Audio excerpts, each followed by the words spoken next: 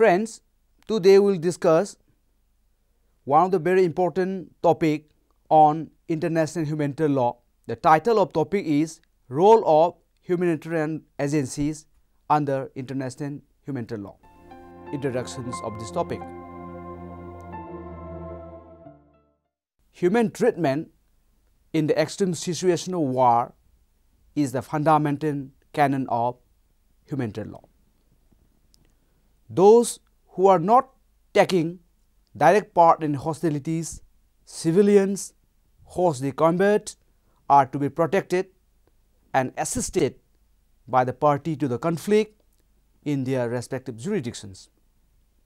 Humanitarian agencies play a very significant role, particularly ensuring respect, implementations, monitoring, assisting and protecting the victims of armed conflict, as international humanitarian law is state-centric law and there is no treaty monitoring body as did in human rights law. The state and state alone undertake to respect and to ensure respect for international humanitarian law. Friends, this module will discuss the role of humanitarian agencies under the international humanitarian law in three aspects. First, international humanitarian law and humanitarian assistance in general. Secondly, role of International Committee on the Red Cross in the protections and humanitarian assistance to the victims of armed conflict. And lastly, the role and the responsibility of human rights and other humanitarian agencies in the protection of the victims of armed conflicts.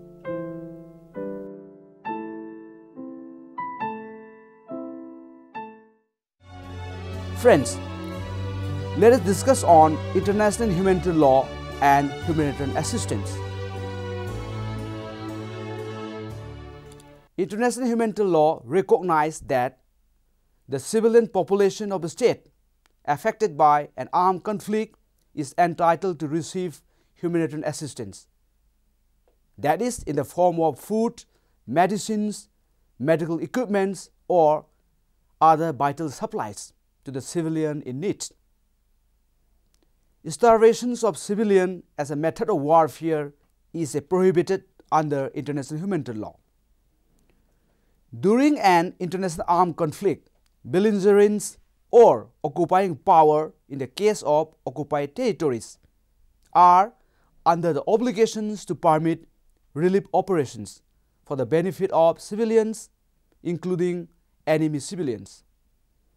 There are elaborated provisions under the Geneva Conventions and its additional Protocol 1 on this aspect. Friends, according to Article 81 of Protocol 1, parties to an international armed conflict must grant the International Committee on the Red Cross or other humanitarian organizations all facilities within their power as to enable it to carry out humanitarian functions assigned to it by the conventions and protocols in order to ensure protections and assistance to the victim of the conflict. Not only this, Article 23 of Geneva Convention 4 outline the basic principles applicable to relief assistance for particularly vulnerable groups among the civilian populations, like children under 15 and pregnant and nourishing mother. Article 70 of Protocol 1 says relief operations must be carried out for the benefit of the entire civilian populations if there is a general shortage of indispensable supplies. Friends, next let us discuss on role of International Committee on the Red Cross under international humanitarian law. Founded by 5 Swiss citizens in 1863, the ICRC is the founding members of International Red Cross and Red Crescent movement. From the inception, the organization has been the leading role in the protections and assistance to the victim of armed conflict. The ICRC is mandated by the 4 Geneva Conventions 1949 and its Protocol of 1977 for giving assistance and protection of victims of armed conflict. Apart from the Statute of International Red Cross and Red Crescent movement authorize the ICRC to do the tasks. The role to be played by ICRC is enumerated in Article 5 of the statute. The statute enumerates that ICRC is to undertake the tasks incumbent upon it under the Geneva Conventions, to work for faithful application of international humanitarian law applicable in armed conflict, and to take cognizance of any complaints based on alleged breach of that law. To endeavors at all times as a neutral institutions whose humanitarian work is carried out particularly in time of international and other armed conflict or internal strife, to ensure the protection of and assistance to military and civilian victims of such events and of their direct results, and to work for understanding and dissemination of the knowledge of international humanitarian law and to prepare any development thereof. Friends, the International Committee on the Red Cross has a right of initiative that enables it to offer its services to the party in conflict, in particular with a view to assisting the victims, and its offer of assistance does not constitute interference in the internal affairs of a state. Its mission is strictly neutral and impartial basis. International Committee on Red Cross tasks are listed as follows: offer its services to the party to an armed conflict, visit to prisoner of wars and civilian detainees, act as a substitute of a protecting power, search for missing persons, reunification of dispersed families, provision of food, water and medical assistance to civilians, spreading and promoting knowledge of humanitarian law, monitoring compliance with and contributing to the development of humanitarian law, special protections and assistance to the internally displaced persons, refugees and women during armed conflict, providing advisory service on international humanitarian law to render technical guidance to the state and help their authorities to adopt national implementing laws and regulations, engaging in humanitarian diplomacy to make decision makers and opinion leaders such as parliamentarians, members of non-governmental organizations, journalists and other influential people to aware of humanitarian law and to gain their support in ensuring its implementations. Friends, in its activities to protect people in a situation of armed conflict or violence, the ICRC's mission is to obtain full respect for the letter and the spirit of international humanitarian law. The International Committee on the Red Cross does this by remaining close to the victims of armed conflict and by maintaining a confidential dialogue with both state and non-state authorities. In the context of India, the ICRC is very limited, even though armed conflict situations are prevalent in many parts of India, in particularly Jammu and Kashmir, North India and the Maoist affected areas. Among the most notable activities done by the ICRC is in 2011, ICRC individually visited 640 detainees held in connection with the situation in Jammu and Kashmir, monitoring their treatments, living conditions, and access to medical care, and reporting the findings confidentially to the authorities. With the Indian Red Cross Society, it seeks to assist civilians affected by violence in certain parts of India as well. Friends, next we'll discuss on human rights agencies taking ISL as a part of their activities.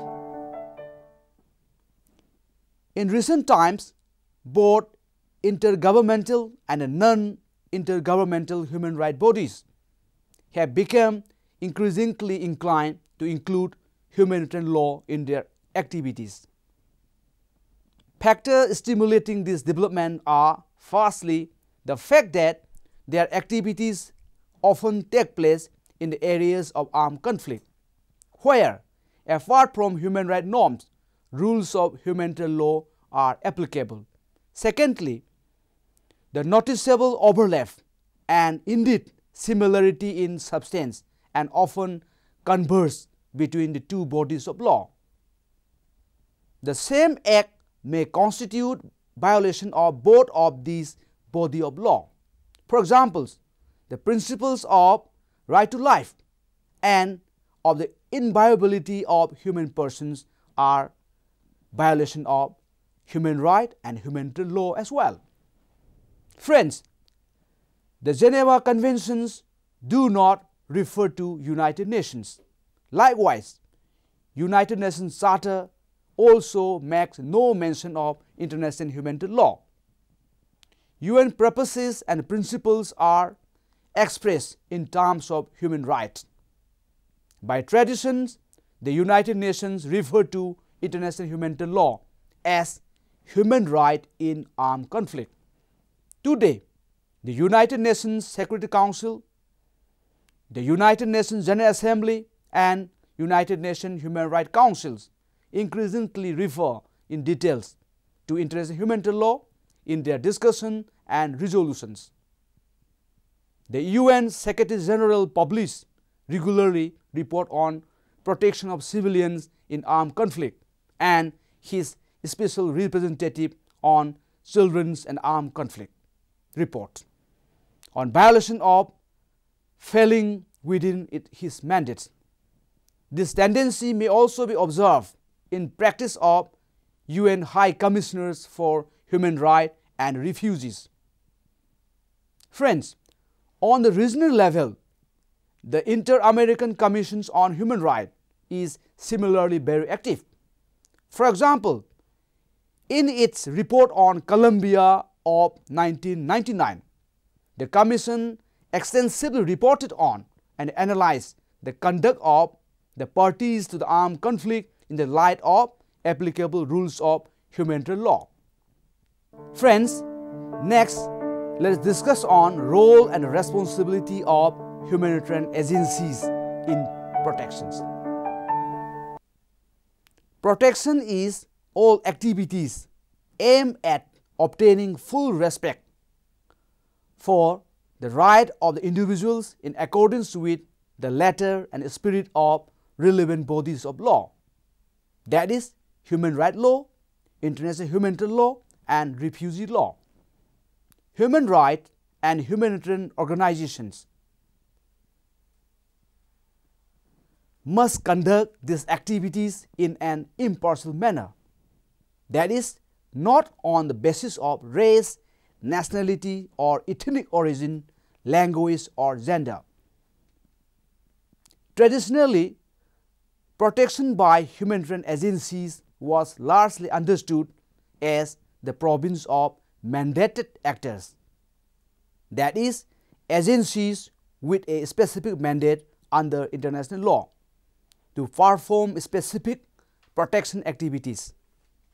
Until the 1990s, protection in the humanitarian sphere was largely the preserve of two organizations, that is, the International Committee on the Red Cross, ICRC, and United Nations High Commissioner for Refugees, means UNHRC.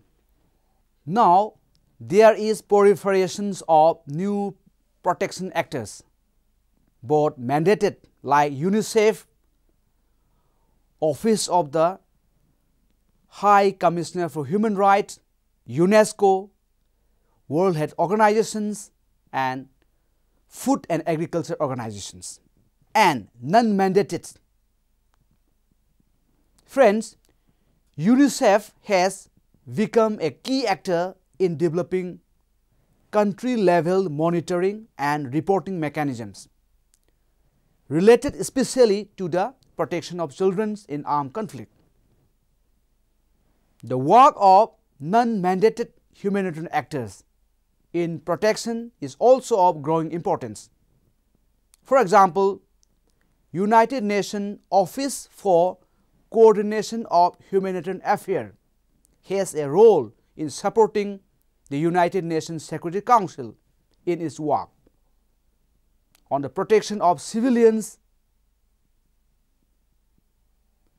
In this aspect, we may mention in the situation of Darfur in 2003, this organization assumed a leadership role in the protection regime. Non-governmental organizations have also become increasingly active in protections. For instance, the International Rescue Committee, the Norwegian and the Danish refugee councils have complemented national refugee resettlement programs with protections and assistance to refugees in the camps in partnership with UNHRC. Oxfam and World Vision have developed especially protection expertise in the programmatic areas like child protections in conflict.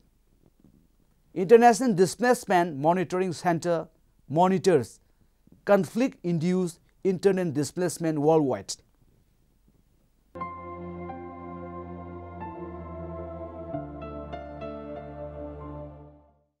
The Geneva Conventions and its protocols clearly says about taking care of victims of armed conflict and providing humanitarian assistance and protection of civilians.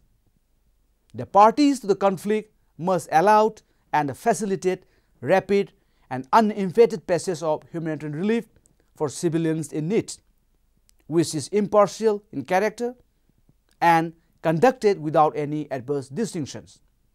Traditionally, protection by humanitarian agencies was largely understood as a province of mandated actors. Until the 1990s, protection programming in humanitarian sphere was largely the preserve of two organizations, that is, the ICRC and UNHRC. Last but not least, international humanitarian law is certainly not a self-contained system, and its implementation is largely depend on states and international community as a whole. This decentralized structure of implementation is particularly inappropriate for the international humanitarian law. The general mechanism of international law to ensure respect and to sanction violations are even less satisfactory and less efficient regarding international humanitarian law than they are for the implementation of other branches of international law. In armed conflicts, they are inherently insufficient and in some cases even counterproductive. So, therefore, the role to be played by humanitarian agency and human rights agencies in providing protections, assistance and implementations are very crucial, particularly in humanitarian law. Friends, this is all about role of humanitarian agencies under international humanitarian law. Thank you for your patient hearing.